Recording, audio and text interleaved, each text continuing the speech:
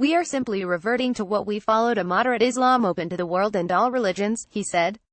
In a subsequent interview with The Guardian, he unexpectedly blamed Saudi Arabia's archenemy Shiite Iran for the kingdom's turn toward Wahhabism, an ultra-conservative branch of Islam, which is being promoted by Riyadh both domestically and abroad. "What happened in the last 30 years is not Saudi Arabia. What happened in the region in the last 30 years is not the Middle East. After the Iranian Revolution in 1979, people wanted to copy this model in different countries. One of them is Saudi Arabia. We didn't know how to deal with it. And the problem spread all over the world. Now is the time to get rid of it," said bin Salman, speaking to The Guardian. The Saudi state is deeply rooted in and has long been intimately entwined with Sunni Wahhabism. Muhammad ibn Abd al-Wahhab, the religious leader who founded the branch about 3 centuries ago, was a key ally of Muhammad ibn Saud, who is widely considered to be the founder of the Saudi state. A woman drives a car on a highway in Riyadh. Photo op. With the foundation of the modern Saudi state in the 20th century, Islam became the state religion, with almost all clerics promoting the state-funded and government-supported ultra-conservative Wahhabi branch. That same Islam was widely promoted in Muslim countries around the world, thanks to the Saudi state's deep pockets.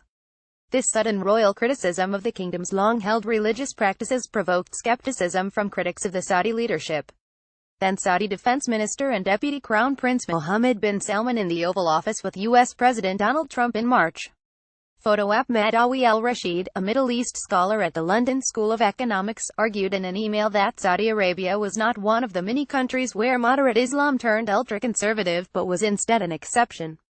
"It is a unique case of radical religion becoming the official religion of the state and its legitimacy narrative," said Rashid, who cautioned that the Saudi leadership imprisoned clerics who had attempted to offer reinterpretations of Islamic text, for example how Islam and democracy are compatible. Rashid questioned whether the announced religious reforms would really be implemented. "The announcements are definitely geared to attract investors and create a feel-good factor for a kingdom that had a very bad reputation," she said. "Now is the time to get rid of it."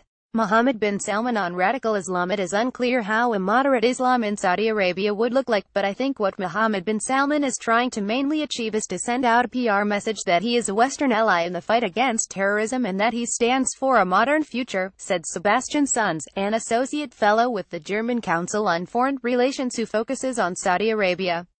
Bin Salman, 32, has attempted to position himself as a favorite for the kingdom's younger citizens, who are less religious than older generations and are facing disproportionately high unemployment rates. Bin Salman's remarks about Islam in the kingdom were embedded in an announcement about the creation of a new, futuristic city in the west of Saudi Arabia, near the Jordanian and Egyptian borders. Designed to serve as a center for tech companies, the city will be funded with $500 billion, $648 billion from the kingdom's sovereign wealth fund. It is part of a major reform plan, named Saudi Vision 2030, and led by the Crown Prince himself to revitalize the economy. Saudi Arabia's economy is forecast to stagnate this year, according to the International Monetary Fund, after global energy prices fell by more than 50%. Saudi Arabia long relied on high oil prices as its main revenue source. With the sudden and unexpected plunge, the kingdom's leadership was forced to pursue drastic reforms within a short time frame about 3 years ago. The need for reforms may already have reversed at least some of the leadership's previous ultra-conservative stances. Last month, the kingdom surprised the world when it issued a long-overdue royal decree to allow women to be granted driver's licenses. At the time, the step was widely interpreted as a sign that the modernizers within the Saudi government may have gained ascendance over the conservative hardliners. Saudi women are well-educated but underemployed, and increasing their participation in the workforce has become a key goal of bin Salman's reform agenda. Saudi Arabia's hardliners have been under mounting pressure to agree to such proposals, as the kingdom has become increasingly engulfed in economic woes. If those reforms fail, Saudi Arabia could eventually run out of money, which would constitute a major political risk to the leadership of a kingdom in which many are employed by the state, or rely on de facto state subsidies. After decades of reluctance to embrace societal or economic changes, Saudi Arabia now appears to be pursuing both, at least rhetorically. This doesn't mean that Saudi Arabia will turn into some sort of completely pluralist society where followers of different faiths will coexist equally, though. There are no signs that repressions against Shiites will stop or that the country will end its guardianship system, said Sons, referring to women's subordination to men in the kingdom.